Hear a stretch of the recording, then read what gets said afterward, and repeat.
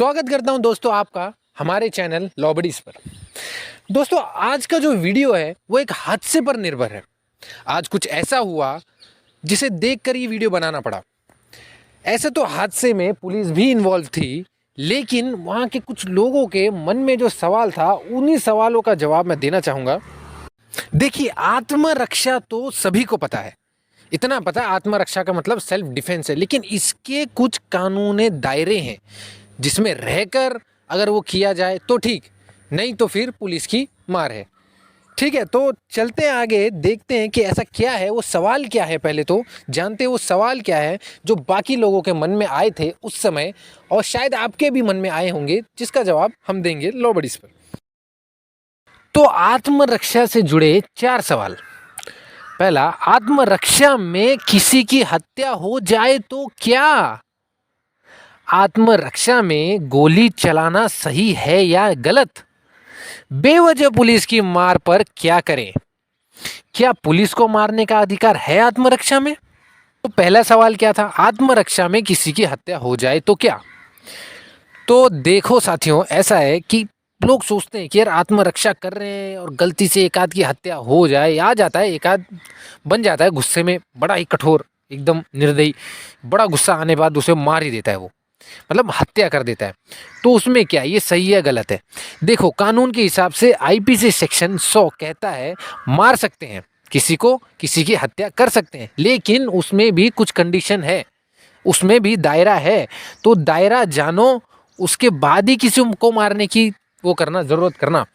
तो पहला है कि अगर आपको लगता है कि सामने वाला बंदा आपको मौत के घाट उतारने वाला है, तब अगर आपको लगे कि सामने वाला बंदा बहुत ही एकदम अब खुला सांड हो गया, बस अब मेरी हत्या ही करने वाला है, तो उसमें आप उसको मार सकते हो, जान से मार दो, कोई गलती नहीं है आपकी। ठीक है, लेकिन जब ऐसा लगे, बहुत गंभीर चोट आने वाली है, आपको अंदाज़ा लगे कि नहीं यार उसके मार से मेरे को बहुत गंभीर चोट आने, उसको ग्रीवियस हर्ट बोलते हैं, जो जिसका मतलब होता है सीरियस चोट, घुटना टूटना, आंख फूटना, सर फूटना, कुछ भी एकदम सीरियस चोट। ठीक है, सेक्शन 326 बी 323, ये दोनों भी सेक्शन आपको इजाज़त देते हैं। ठीक है, उसको मारो, लेकिन गंभीर चोट आने पर, आपको लगे कि गंभीर चोट आनी चाहिए, ऐसे नहीं। अगर महिला को लगे कि उसका रेप होने वाला है, ठीक है, महिला अकेली है, निहत्ती है, तो 375 और 376 सेक्शन क्या कहता है कि आप, वो महिला उस पे वार कर सकती है, उसको जान से मार सकती है। ठीक है, यहाँ वो अपनी रक्षा कर रही है, अपने आप को रेप होने से बचा रही है। ठीक है, और चौथा है कि जब लगे कि कोई भी मदद करने के लिए आसपास नहीं हो, ठीक, अगर आपको लग रहा है कि कोई भी नहीं है यार आपके आसपास मदद करने वाला, तो फिर आप उसको मार दो। अगला ये कि अगर कोई एसिड फेंक रहा है तो, देखिए खास महिलाओं के लिए कहना चाह रहा हूँ, जो मतलब प्यार के लिए हाँ नहीं कहते हैं, गर्लफ्रेंड बनने के लिए हाँ नहीं करते हैं, तो होते हैं एक दो दरिंदे होते हैं जो कहते हैं कि नहीं भाई अब एसिड डालेंगे, हमारी नहीं तो किसी के नहीं। ठीक, तो एसिड अगर कोई फेंक रहा है, आपको लग रहा है कि वो एसिड फेंक के आपका नुकसान करेगा, आपका चेहरा खराब करेगा, तो सेक्शन 326 भी आपको इजाज़त देता है उसकी हत्या करने का। ठीक, उसके बाद अगर आपको लग रहा है कि आपका किडनैपिंग होने वाला है, तो 366 366 कहता है कि किडनैपिंग हो रही है आपकी, आपको लग रहा है कि मेरी किडनैपिंग होने वाली है, तो उसके अंदर भी आप किसी की हत्या कर सकते हो। लेकिन सबसे बड़ी बात ये कि देखो, जब आपके ऊपर हमला हो रहा है या सीरियस चोट लगने, एसिड वैसिड फेंकने का कुछ ऐसा नज़र आ रहा है कि कोई करने वाला है कांड, तो पहले आप देखो कि आसपास 1-2 किलोमीटर के एरिया में पुलिस स्टेशन है। तो पहले सरकार कहती है, कानून कहता है, सरकार तो नहीं कानून ही कहता है कि दे सरकार से ऊपर कानून, तो कानून कहता है कि पहले आप उनको अप्रोच करो। अगर आप मदद ले सकते हो पुलिस वाले की, तो पहले आपको मदद लेनी है। अगर वो नहीं हो रहा है आपसे, आपके दायरे में नहीं है पुलिस स्टेशन, तो आप हत्या कर सकते हो बिंदास है, जय। अगला क्या है, आत्मरक्षा में गोली चलाना सही है या गलत? क्वेश्चन क्या है, आत्मरक्षा में गोली चलाना सही है या गलत?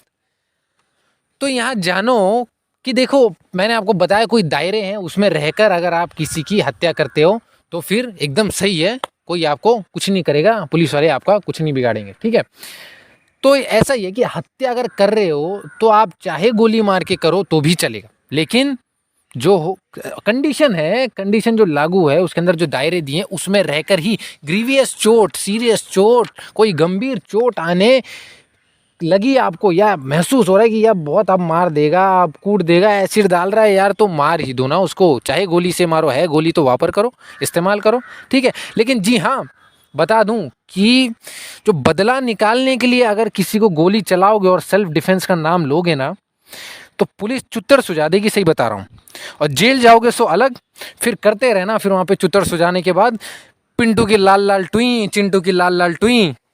और क्या सवाल रेज हुआ यहाँ पर कि बेवजह पुलिस की मार पड़े तो क्या, और उसका अगला सवाल क्या है, क्या पुलिस को मारने का अधिकार है आत्मरक्षा में, ठीक है। तो यहाँ जो ये दो सवाल है ना, ये मिलते जुलते ही हैं, एक दूसरे से कनेक्टेड ही हैं। अब वो बेवजह मारेगा पुलिस वाला तो आपका मन तो करेगा ही मारने का उसको, आप चुप थोड़ी ना बैठने वाले हो, ठीक है। तो ऐसा है कि लिख के ले लो कि आप पुलिस को नहीं मार सकते, ठीक है भाई, पुलिस का भी अपना पावर है, उसकी भी इज्जत है। हाँ, वो बेवजह मारता है तो कोई रूल्स हैं, प्रोसीजर है फॉलो करने के, उसकी कंप्लेन डालने की, ठीक है। आप डायरेक्ट उसको मारोगे तो फिर, अब एनकाउंटर का नाम तो सुना ही होगा, एनकाउंटर किस लिए होता है, क्या कहते हैं पुलिस वाले, पुलिस वाले कहते हैं सर हमें मारने आ रहा था, बस चला दी गोली, उसी का नाम तो एनकाउंटर है, ठीक है। तो यहाँ पुलिस को आपने मारना नहीं है, मैं 1000 बार कहूँ आपको कि आपको पेशेंट रखना है, समझदारी दिखानी है।